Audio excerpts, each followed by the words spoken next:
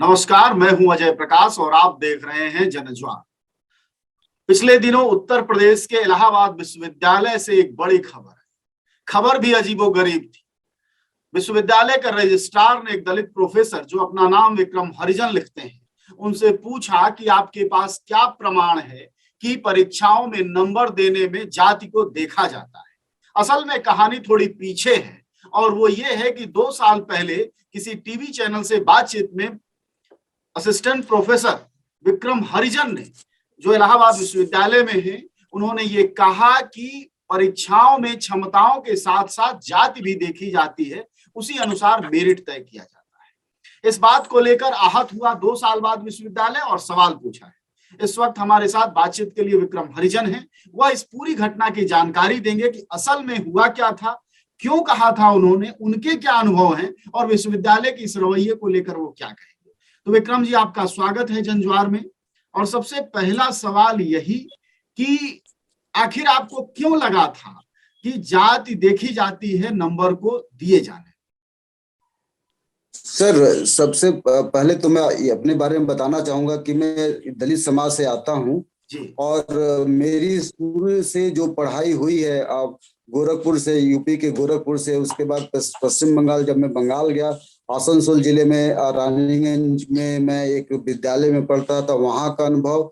उसका पुनः मैं गोरखपुर में जुबली इंटर कॉलेज में वापसी होती है। उसके बाद मैं गोरखपुर विश्वविद्यालय में जाता हूं और वहां से मैं जेएनयू जाता हूं। और इन सभी जो शिक्षण संस्थाएं हैं, मेरे साथ हर जगहों पे कास्ट की बात आई और मैंने अनुभव किया है। मैंने ये पाया है कि अगर मैं दलित समाज का छात्र ना होता तो मुझे जो रिस्पेक्ट सोसाइटी में मिलनी चाहिए, बीइंग अ स्टूडेंट, जो मैं डिजर्व करता था, वो मुझे ज्यादा मिलता। लेकिन एक हर जगहों पे मुझे ये इस जो जाति नामक संस्था है उसका फेस करना पड़ा सर।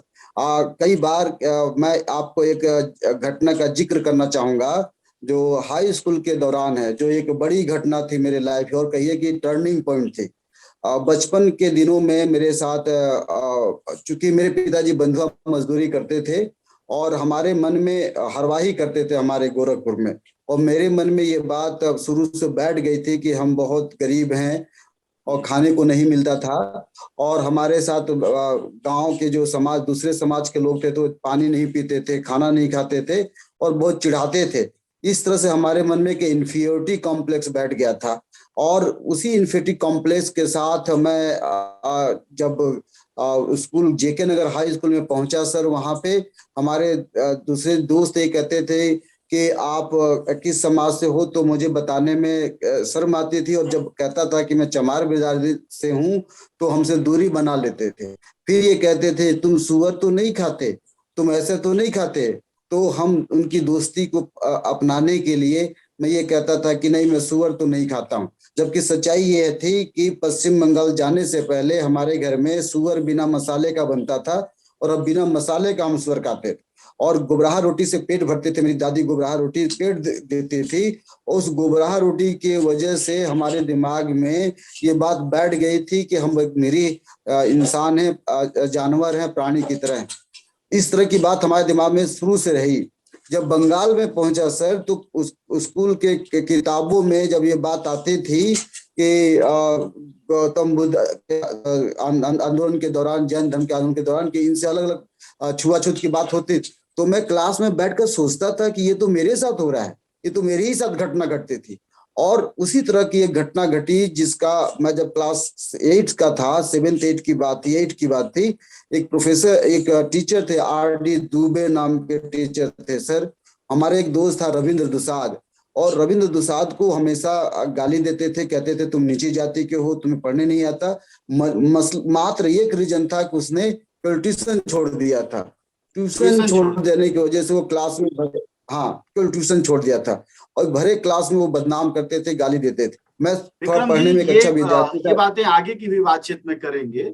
और ये जाहिर तौर पर जब आप कह रहे थे गुबराहा रोटी, तो मुझे याद आ रहा था शरण कुमार लिम्बाले अपना जो उपन्यास है अक्कर मासी, उसमें लिखते हैं कि गोबर से निकला हुआ जो दाना था, जब भैंस और गाय हग देती थी और उससे छान के जो दाने निकलते थे, उससे रोटी बनती थी। खैर, इन बातों पर हम आगे बात करेंगे, लेकिन मूल बात जो, चूंकि विश्वविद्यालय, इलाहाबाद विश्वविद्यालय ने आपसे सवाल पूछा है आपके उस आरोप पर कि आखिरकार आपके पास क्या सबूत और प्रमाण है कि आप जिससे ये कहते हैं कि जब नंबर दिया जाता है तो उसमें जाति का उपयोग किया जाता है। या आपने बात विश्वविद्यालय के स्पेसिफिक संदर्भ में कही थी या सामान्यतः आपने अनुभव से कही? मैं सामान्यतः अनुभव से कहा था, कल इलाहाबाद यूनिवर्सिटी की बात नहीं थी, क्योंकि सब मैं हायर एजुकेशन को स्टडी किया था और हमारे तमाम छात्र दोस्त जो होते थे ये बात कहते थे और उनके साथ होता भी था और मेरे साथ भी ऐसा हुआ था। इस वजह से मैं कहा, तो जब इलाहाबाद विश्वविद्यालय में सर मैं आया तो 2013 में ज्वाइन किया।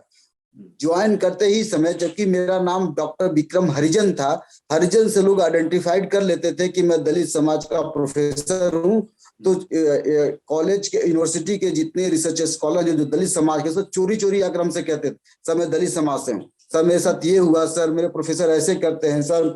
और दूसरे जो BA और MA के छात्र थे वो हमेशा ये कहते थे कि सर इंटरव्यू के दौरान मैंने सर रिटर्न अच्छा किया, इंटरव्यू में देखिए सर 100 में MA के दौरान सर रिटर्न एक जमाने मेरे ख्याल से 100 नंबर इंटरव्यू का होता था। इंटरव्यू में हमेशा sir SC ST OBC minority को नाम देख करके या क्योंकि जात देख करके अक्सर टीचर कम नंबर दे देते थे, ऐसा बच्चे मुझे बताते थे। तो इस बात का मुझे मलाल था और मलाल ये कि ये घटना और घटी। हम अपने हमारे डिपार्टमेंट के हेड थे, नाम नहीं लूंगा, उन्होंने कहा कि मीटिंग हुई, मीटिंग में कहा कि मैं इलाहाबाद विश्वविद्यालय की घटना है। हाँ, इलाहाबाद विश्वविद्यालय की घटना है। कहें कि अगर मैं नाम लिखूंगा डॉक्टर विक्रम हरिजन तो बच्चे क्लास नहीं करेंगे। तो मैंने कहा सर एज यू लाइक, आप जो लिखना चाहें। तो मेरा नाम डॉक्टर विक्रम लिखा गया। आप इस बात का इंक्वायरी करा सकते हैं कि जो फर्स्ट सेमेस्टर जब मैं ज्वाइन किया था यहाँ पे, उस दौरान पहला जो शेड्यूल बना था टाइम टेबल, उस टाइम टेबल में नाम डॉक्टर विक्रम है और विक्रम हरिजन नहीं है। लेकिन सर अच्छी बात ये रही कि मैं थोड़ा पढ़ाने में अच्छा ठीक ठाक प्रोफेसर था और निकल गया, तो बच्चे हमारी क्लास करने लगे। तो ये मिथ था कि बच्चे क्लास नहीं करेंगे कास्ट के नाम पे, ये नहीं था। लेकिन ये बात सच था कि क्लास के अंदर बहुत टेंशन होता था, क्योंकि जब भी मैं पढ़ाता था और तो कहीं ना कहीं घुमा फिरा करके कास्ट की बात आ जाती थी, गरीबी की बात आ जाती थी। तो मैं इतिहास के माध्यम से ये बात डिस्कस करता था क्लास में। तो बच्चे हमसे पूछते थे किस बिरादरी से हैं आप। यहाँ तक कि आपको आश्चर्य हुआ कि एक कंप्लेन मेरे खिलाफ गई, पहली बार कंप्लेन गई तत्कालीन वाइस चांसलर के पास। उस कंप्लेन में मेरा नाम डॉक्टर विक्रम न होकर डॉक्टर विक्रम हरिजन कहा गया और बच्चों ने बड़ी मेहनत की कि किस बिरादरी के प्रोफेसर हैं और उन्होंने मेरा नाम विक्रम की जगह डॉक्टर विक्रम लिखा गया। तो सर बताइए, ये छोटी छोटी घटनाएं थी जो मुझे इस बात का एहसास कराती थी कि कास्ट का कितना ज्यादा फीलिंग था डिपार्टमेंट में या यूनिवर्सिटीज के अंदर। मैंने 2 सेमिनार, नेशनल सेमिनार कराए थे। पहला सेमिनार था, ये सेमिनार भी 37 साल बाद हो रहा था। अब एक दलित समाज का प्रोफेसर 37 साल बाद सेमिनार जब कराने जा रहा है, ऐसा लोग बताते हैं, एग्जैक्टली फिगर नहीं है कि कितने साल बाद, लेकिन लगभग कई वर्षों बाद ये सेमिनार हुआ। पहला सेमिनार का नाम था leather working caste in India. तो सर लेदर को लोग एकेडमिक भाषा न समझ करके चमार समझने लगे। तो डिपार्टमेंट में लोगों ने ये कहा कि तो चमारों का सेमिनार करा रहे हैं और एक गेस्ट फैकल्टी ने सीधे सीधे ये कहा कि देखिए जो नाम दिए गए हैं वो केवल चमारों का है और खुद प्रोफेसर चमार हैं। तो सर इस तरह की बातें आई। उसके बाद ये सारी बातें इलाहाबाद के विश्वविद्यालय में कितने साल पहले कही गई? 13। हाँ कही गई सर। ये 2000, ये जो घटना है 2017 की घटना बता रहा हूँ और ये दूसरी घटना 2018 की घटना, जब प्रॉब्लम ऑफ कास्ट पे मैंने सेमिनार कराया तो उसमें दलित लिटरेचर पे एक सेशन रखा था। उस सेशन को लेकर बड़ा बवाल मचा। डॉक्टर प्रोफेसर सिंह बेचैन सर आए थे, दिनेश राम जी आए थे, तमाम इनकी एक अपनी विचारधारा थी। हमको ये कहा गया कि मैं ब्राह्मणों को गाली खिलाने के लिए बुलाया हूँ। इतना तो गनीमत था, कोई दिक्कत नहीं। सेमिनार के दिन, पहले सेमिनार के दिन सर यहाँ पे हमसे इतनी जेलसी हुई कि हॉस्टल से लड़कों को बुला करके खाना लुटवा दिया गया। और इस पे मैं बहुत दुखी हुआ क्योंकि हमारे जो गेस्ट आए थे वो खाना नहीं खा पाए थे। उसके बाद दूसरे दिन भी खाना लुटवाने की कोशिश की गई। तो मैंने सर पुलिस को इन्फॉर्म किया। हमारे जो चीफ प्रॉक्टर थे प्रोफेसर रामसेवक दुबे सर को इन्फॉर्म किया। रामसेवक दुबे सर शुरू में उनको लगा कि मैं मजाक कर रहा हूँ, वो बोले ऐसा होता है? मैंने कहा नहीं सर, सीरियसली खाना लूट के खा रहे हैं। तो रामसेवक दुबे सर ने इसको सीरियस लिया और हमारे एक और कलीग मित्र प्रोफेसर आलोक प्रसाद ने तुरंत, और हम लोगों ने एक लेटर लिखा कर्नलगंज थाने को। पुलिस आई और पुलिस के निगरानी में सर जो अवैध लोग से खाना जबरदस्ती खा रहे थे उनको भगाया गया, और उसके बाद हमारे पुलिस के निगरानी में हमारे दूसरे गेस्ट को खाना खिलाया गया। ये इसका एविडेंस है जी। उसके दूसरे कुछ दिन बाद मैंने फिर कंप्लेन किया प्रॉक्टर के पास, जिन नामजद कंप्लेन किया, और 2 प्रोफेसरों, 2 गेस्ट फैकल्टी का नाम जब हम उसमें डाले थे। लेकिन सर ये बात पुरानी थी। इसके बाद माहौल तनावपूर्ण हो गया, और उसके बाद ये जो एक घटना घटी कि लोग मुझे सर ब्लैकमेल करने लगे, मेरे पर्सनल लाइफ को लेकर ब्लैकमेल करने लगे। एक छात्र ने हमको ब्लैकमेल करने के लिए इस तरह की घटनाएं घटी कि एक वीडियो अपलोड कर दिया गया। वो ऐसा वीडियो था जो हिंदू देवी देवताओं के खिलाफ था, और ये इस वीडियो के पीछे मेरा मंशा हिंदू देवी देवताओं को अपमान करने की बात नहीं थी। मेरा मंशा ये था कि दलित समाज के लोग, दलित सोसाइटी के, दलित कैटेगरी के लोग साइंटिफिक रेशनैलिटी आइडिया से पढ़ाई करें और भगवान के भरोसे न रहें। यह भाषण मैं 2018 में सेमिनार के दौरान दे रहा था। लेकिन चूंकि वो हमारे दलित समाज के लोग थे, लोगों ने रिकॉर्ड कर लिया। मुझे यकीनन नहीं था, मुझे एकदम विश्वास नहीं था कि मैं जेएनयू से आया हूँ, लोग ऐसे यहाँ पे ब्लैकमेल करेंगे। उस वीडियो को सर अपलोड कर दिया गया। अच्छा विक्रम जी, ये तमाम लंबे अनुभव आपके जो हैं ये आगे भी सुनेंगे और काफी महत्वपूर्ण बातें, लेकिन हम पाठकों से एक परिचय फिर से आपका करा दें कि हमारे साथ इस वक्त बातचीत कर रहे हैं विक्रम हरिजन। और आप सबको याद होगा कि पिछले सप्ताह भर पहले या थोड़ा और दिन हुआ होगा, 2-4 दिन, उससे पहले इलाहाबाद विश्वविद्यालय के रजिस्ट्रार ने इनसे एक जवाब मांगा है। इन्होंने 2 साल पहले विक्रम हरिजन ने टीवी चैनल से बातचीत में कहा था कि परीक्षाओं की जब मार्किंग होती है, यानी जब परीक्षा का नंबर दिया जाता है कॉपी जांच के दौरान, तो उस दौरान जाति देखी जाती है, धर्म देखा जाता है, बिरादरी देखी जाती है। आप सब जब ये देख रहे हैं तो जरूर आप अपना अनुभव भी शेयर करें, कमेंट बॉक्स में जरूर बताइएगा कि आप सबका क्या अनुभव है। हम आगे और विक्रम को सुनेंगे इस बात को लेकर कि आखिरकार उनका यह तीखा अनुभव कोई नया नहीं है। जो बातें विक्रम इस वक्त कह रहे हैं वो और आगे हम सुनेंगे, लेकिन यह जान लें कि हमारे समाज में इस तरह की घटनाएं हो रही हैं। लेकिन आश्चर्यजनक ये है कि विश्वविद्यालय 2 साल बाद इनसे जवाब मांगता है। तो विक्रम जी, अगला सवाल हमारा यही होगा कि 2 साल बाद उसकी तंद्रा क्यों टूटती है, नींद क्यों टूटती है, ऐसी क्या इज्जत पर बनाती है कि 2 साल बाद आपसे जवाब मांगता है? सर मुझे ऐसा लगता है कि विश्वविद्यालय प्रशासन या इन जनरल जो इलाहाबाद यूनिवर्सिटी के जो सोशल ऑर्डर है, एकेडमिक ऑर्डर है, या इन सभी जो पूरा इलाहाबाद है, उनको ऐसा फील होता है कि मैं उनके सोसाइटी के लिए बड़ा थ्रेट हूँ, उनके सोशल ऑर्डर के लिए एक बड़ा खतरा हूँ, उनके धर्म के लिए एक बहुत बड़ा खतरा हूँ। बार बार इस बात का मुझे एहसास कराया जाता है।